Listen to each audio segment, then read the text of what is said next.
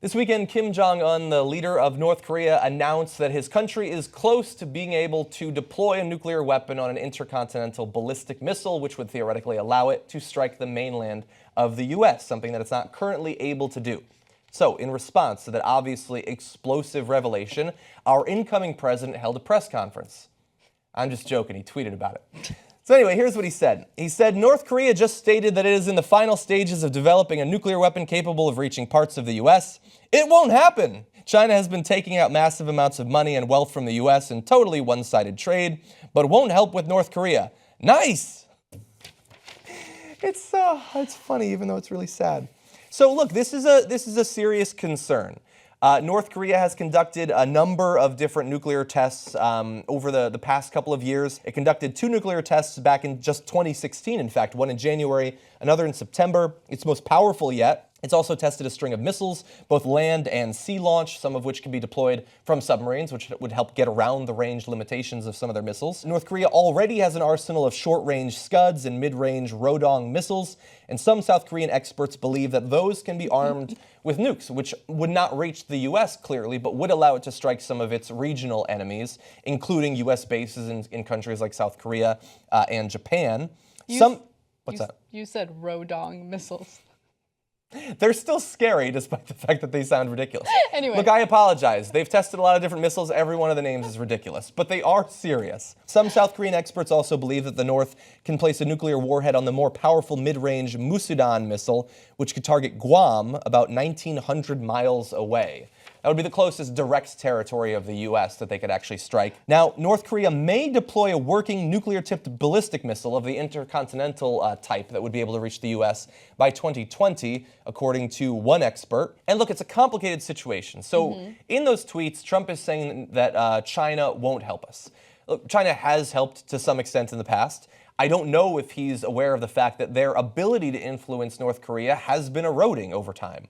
One of the advantages of having a regime where you're not answerable to your population and you're insulated from any economic consequences of sanctions by other countries is you can largely do whatever the hell you want. Right. And if sanctions go into effect, the people suffer, but you're just fine, whether it's us doing the sanctions or China.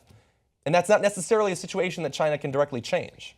So not in the short term, anyway. You mentioning Trump's knowledge of North Korea's relationship with China and how it's been eroding recently is an interesting question, because I think we know the answer. I think we know that he's not necessarily well-versed when it comes to issues involving foreign policy, and that's what concerns me the most. But it doesn't just concern me, it actually concerns the vast majority of Americans. And so Gallup recently did this poll that I found really fascinating, especially considering the fact that someone like Donald Trump is constantly boasting about how he won the presidency and how great he is and how he's a big winner.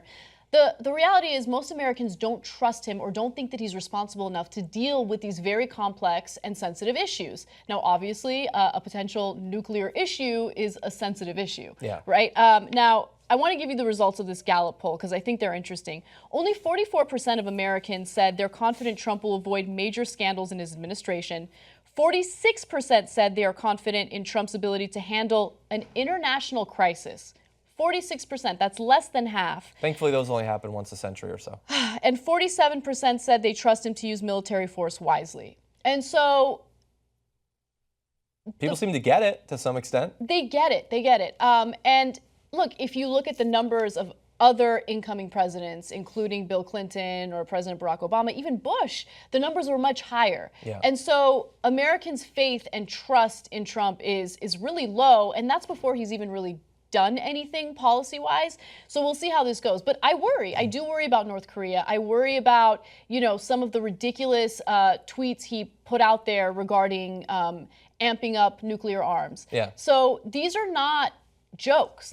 This is not a joke. This is a serious issue, and tweeting about it as opposed to sitting back, reflecting, making sure you're actually knowledgeable about this issue before sharing anything you think about it, makes me worry. So we'll see how this all goes, I guess. Yeah, in terms of how it might actually shake out, like as much as I absolutely despise Donald Trump, it's a rough situation for any president to try to deal with. I mean, look, depending on which expert you talk to, they could have the capability of launching an ICBM with a nuke in 4 years or 5 years. Some people believe 10 years. In terms of their actual nuclear weapons, people believe they have somewhere between enough fuel for between 10 and 20 weapons, with the ability to produce enough fuel for about 6 more every single year. And when they talk about, wanting to be able to strike the U.S., to some extent, that's something that they've wanted for any number of years through both Democratic and Republican administrations. It might be bolstered a little bit by Trump's open talk about wanting to be more free with using nuclear weapons. It's a little bit hard to convince a country to not develop their own when you're saying, well, I think that we've been a little bit too humble with our use of our nuclear weapons. But in terms of what you can actually do to try to stop this, I don't know that there are a lot of good options. Economically, as we said, China can't necessarily put much pressure on them, pressure that they actually care about. And what are our economic sanctions going to do? Now, that was one of the ways that we were able to influence Iran to at least temporarily put aside their nuclear ambitions. But Iran is a country whose economy is closely integrated with Europe and other parts of the world. They have a growing middle class who's not interested in this military bullshit and wants to be able to buy products from countries around the world. So you can meaningfully put pressure on them economically. North Korea doesn't have that. Where are they getting their materials to develop nuclear weapons? I mean, to some extent, they've bought them from countries like, I believe, Iran in the past, Iraq. They previously had gotten some information from China as well in years a little bit longer ago. Militarily, you're in a shitty situation there. You can nuke the hell out of it if you want. Seems like a bad idea considering it's a couple of hundred miles away from Seoul and the rest of South Korea, who's one of our closest allies. Also, you kill a bunch of civilians. I don't think Trump's worried about that. Yeah, of course. But yeah, and look, if they decide to launch, they could launch nukes that could theoretically hit Japan and Seoul, parts of China. And even if they didn't use weapons of mass destruction, their conventional arms could wreak havoc on Seoul. They have artillery that can reach the capital of South Korea and could theoretically kill hundreds of thousands of people inside of 24 hours. So you're in a really shitty situation. I don't have an answer for it. Well, you honestly reflected on it way more than Trump has. Well, the funny thing is, and I'm not the only person that thinks this, Trump might actually, in this one case, have a unique ability to solve the problem. Because North Korea is led by a man-child who is only interested in his own enrichment and having women and stuff like that, and he hates the U.S. But I think he would get along marvelously with Donald Trump. If we sent Donald Trump over there and he talked recently about wanting to talk with North Korea, they might literally bond in the same way that he's bonding with Vladimir Putin. Fingers crossed, because I don't want to see North Korea go to war with any of his neighboring countries. Anyway, complicated situation. That's just a little update for you.